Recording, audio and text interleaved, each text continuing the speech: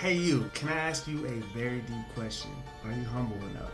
Have you checked your own humility? What does humility look like? Let me tell you a quick secret. If you don't humble yourself, God is going to humble you. Thank you so much for tuning in to Chosen Verses. I'm excited that you have decided to view this type of content. Listen, it's been a while. So, man, I haven't talked to you guys in a little bit. I got sick. We had the holiday season, and now it's the new year, so I'm excited to get some more faith-based content to you. Listen, if you like faith-based content, if you like tuning in to God's Word, whatever it might look like, please do me a favor. Go ahead and hit that like button. Consider subscribing because I'm pushing out new content all the time, and definitely tune in. Today we're talking all about humility.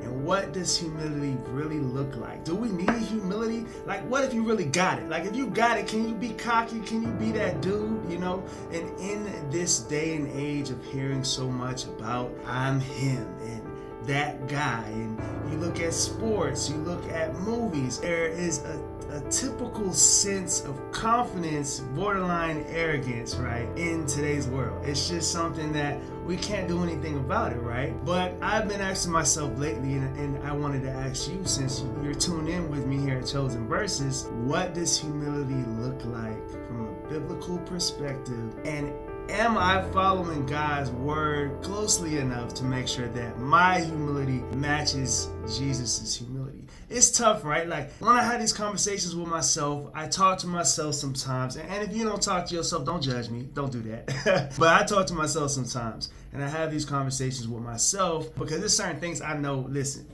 I'm humble, but I know certain things I'm good at. Certain things I know I do very well, but I have to dive in deeper and look at, okay, is my humility giving a reflection, a proper reflection of Christ? And that's what I want it to look like, of course. So, of course, I just wanted to read a couple quick verses, but before I do that, I want you to really think of Bible characters, right? People in the Bible that were humbled because they didn't do what God asked them to do, or because pride got in, right? Pride set in, and Jesus or God had to come in and humble them. A couple great examples. Let's look at Pharaoh, right?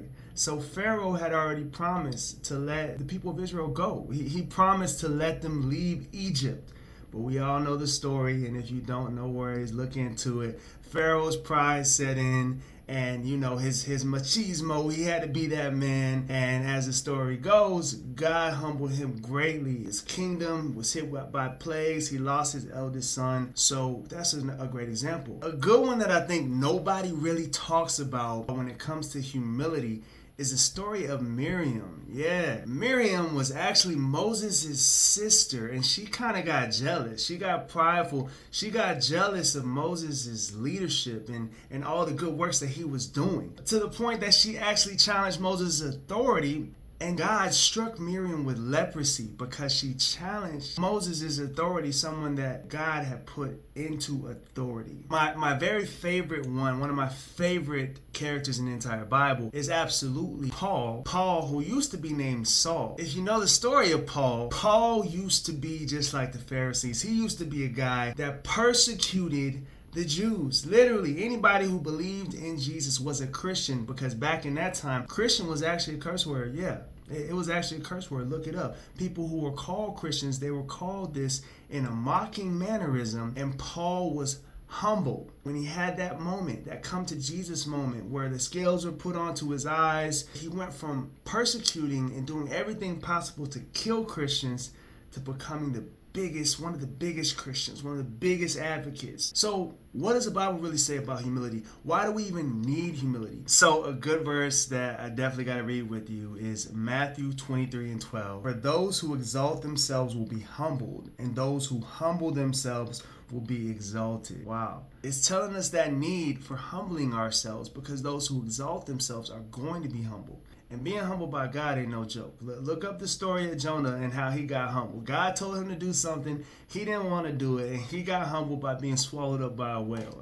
That's one way to get humbled for sure. Let's look at James 4:10. Humble yourselves before the Lord, and he will lift you up. What a beautiful promise. It's that promise of understanding when you humble yourselves, you will be lifted up. Let's look at just two more verses from the Old Testament. Okay, so Proverbs 22:4. This one is going to say, humility is the fear of the Lord. its wages are riches and honor and life. And then lastly, this is a really great verse. Isaiah 66:2. This one's going to let us know, these are the ones I look on with favor, those who are humble and contrite in spirit and who tremble at my word. God is telling us humility is important, but humility is hard. We're constantly thrown at all the reasons we don't need to be humble. We're constantly told all the reasons that we should lift ourselves up and remind ourselves of how great we are. I just want to encourage you today in this new year to really look at yourself.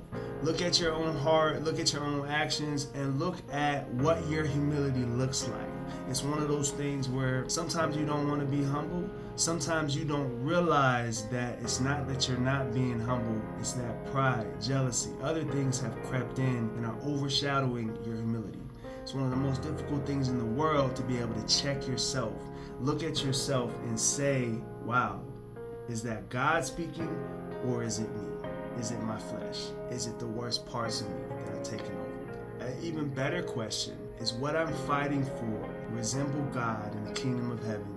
Or is it something that only is going to gratify me? It's a great question. And hey, I'm working on it myself as well. I'm trying to tell you, I'm talking to you, but I'm talking to me. So thank you so much for tuning in to Chosen Verses. All 2025, I definitely want you to examine yourselves, examine your humility, and remember what the Bible says. The wages of humility are riches and honor and life. Thank you so much for tuning in.